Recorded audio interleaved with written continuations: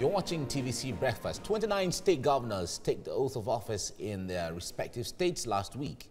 12 out of them are first-time governors, and they have already hit the ground running. In Lagos, Governor Babajide Sanwo-Olu has made certain appointments. Now, he has also vowed to rid the state of potholes and tackle the refuse management and gridlock issues as soon as possible. Kano State Governor Abdullahi Ganduje has already declared free and compulsory education for primary and secondary education for school-age children in the state. In Oyo, Governor Seyi Makinde has taken control of all motor parks in the state by prescribing the activities of the National Union of Road Transport Workers. He has also sacked 33 council buses. And now he says that the state won't be able to pay the new minimum wage of 30,000 naira. Governor Kowa of Delta State has also made key appointments.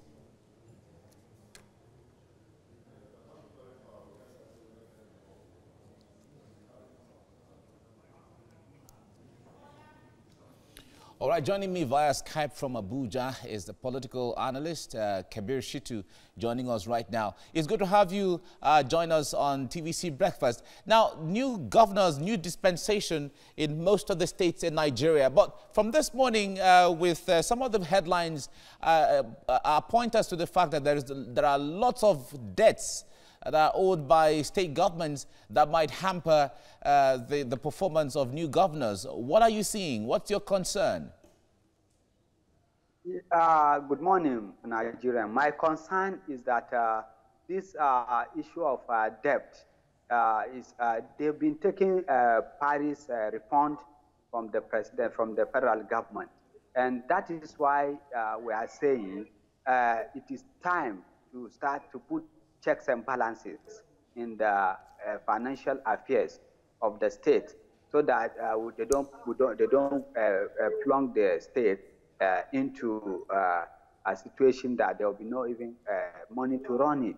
And it is time that they make sure that they don't depend on federal government, and they have to now, as a state, bring up industrial areas and then encourage mechanization of our farming activities, as this would be the shortest way for them to be able to raise funds.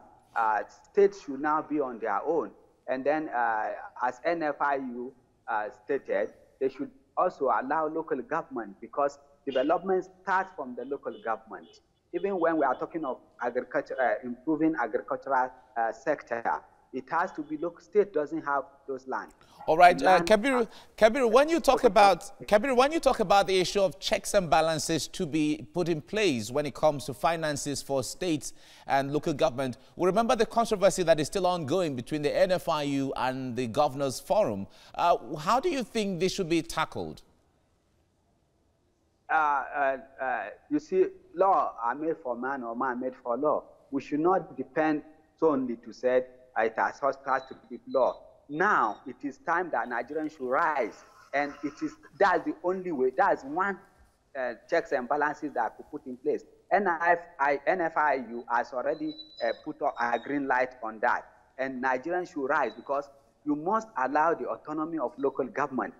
Even in the developed states, like the United States and China that are developed today, you see the China, even local government companies invest in Nigeria. And so also, if you go to counties in the United States of America, you find that it is county, you have even police at the county. So it is time now that, first of all, we start with financial autonomy for the local government, as NFIU have already advised. And it has to, because that is the only bane of development of anywhere in the world. Development starts from the local government, because local government are the owners of the land. That's where you have farmlands. And local government is where people can even checkmate themselves. There's no way, if you are giving a local government fund to a local government direct, and then you publish it monthly, the state, those in the local area, he stays with them. They don't need to come to state capital. It's within their locality there. So they know what you give to him, and they know the volume of developmental program that he put in place. All right. We have to leave you here now. Kabir Shitu, thank you very much for talking to us on TVC Breakfast. You're watching TVC Breakfast. 29 state governors took the oath of office in their respective states last week. 12 out of them are first-time governors, and they have already hit the ground running. In Lagos, Governor Babajide Sanwo-Olu has made certain appointments. He also vowed to rid the state of potholes and tackle refuse management and gridlock issues as soon as possible. Kano State Governor Abdullahi Ganduje has already declared free and compulsory education for primary and secondary education for school-age children in the state. In Oyo, Governor Seyi Makinde has taken control of all motor parks in the state by prescribing the activities of the National Union of Road Transport Workers. He has also sacked 33 council bosses.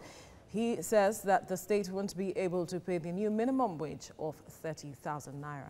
And Governor Ifeanyi Okowa of Delta State has also made key appointments amongst other governors.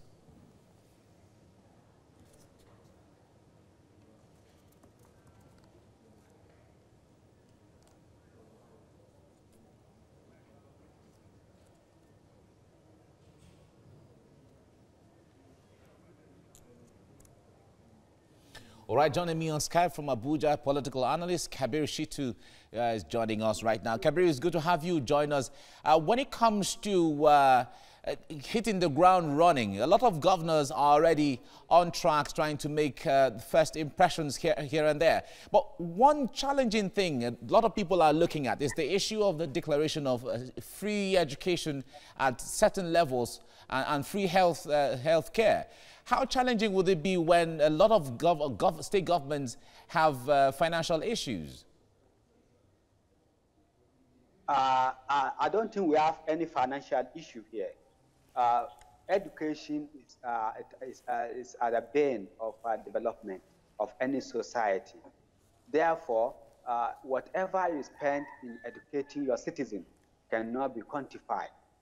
Whatever they will do as a state, they have to make sure that this free and compulsory education from primary to secondary school is is to be at the front burner. And I'm very happy that most of the governors have started that. All right, now, but Kabir, let me ask you this. The point there is the desirability of having everyone become educated is there, which certainly should be a state policy. But how to sustain this over time is what the real concern is. We have the means as a country, as a people, to sustain it.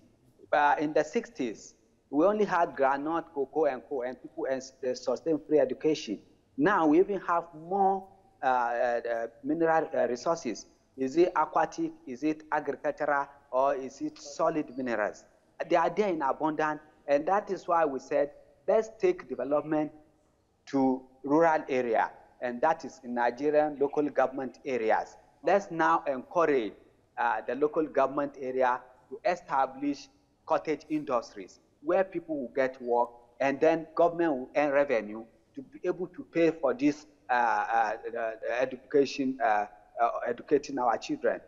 This is an important issue that we should not just depend, state and local government should not depend on federal allocations.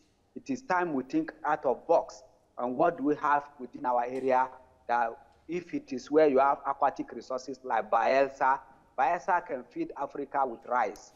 They can feed Africa with fish. They can feed Africa. You can see the governor in Bayelsa doing very well. You can also now look at the north here, where, let's give you Zamfara, where today you are having cattle rustling. We have no reason to have cattle rustling in Zamfara, because this is where you have gold, you have barite.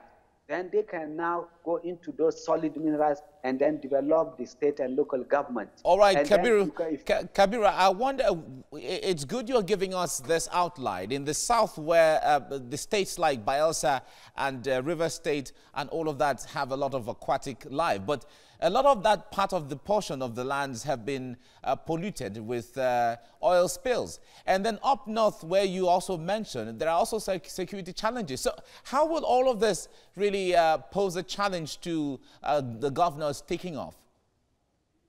What caused security challenge is lack of employment. And as soon as you are able to generate employment, it will reduce crime rate. And when you are talking of in the coastal area where you have oil spillages, what causes it is lack of employment. The young ones that go and break the pipe, if you give them opportunity, employment opportunity, look, if today you got trawlers and call these young ones and send them to high sea, they are going to get streams which is more expensive than crude. If you come to the north, if you put it cattle ranch in the north, in the Zamfara area, you stop issue of cattle rustling. And when you stop issue of cattle rustling, because people will now live on communal in a ranch. If you have a ranch in Zamfara, everybody is there. How do you go and rustle somebody's cow when there is a communal living? And from there, you see that you bring up industries. You have milk industry within that cattle ranch. You will have a fertilizer industry within that cattle ranch. You will have a meat being exported from Nigeria to overseas from that cattle ranch. And these are what we are saying. And if you go to somewhere like the western state, like Lagos, where you have cocoa, you have cola nut and cocoa, that this cocoa, process cocoa into, if you process it, it is a value chain that employs millions of Nigerian youth. All right, Kabir. As you have employment in place, then you have settled the issue of security and the country move on. All right, Kabir Shitu, we have to leave you here now. Your audio is breaking, but we have to leave you here now. Thank you very much for lending a voice on this.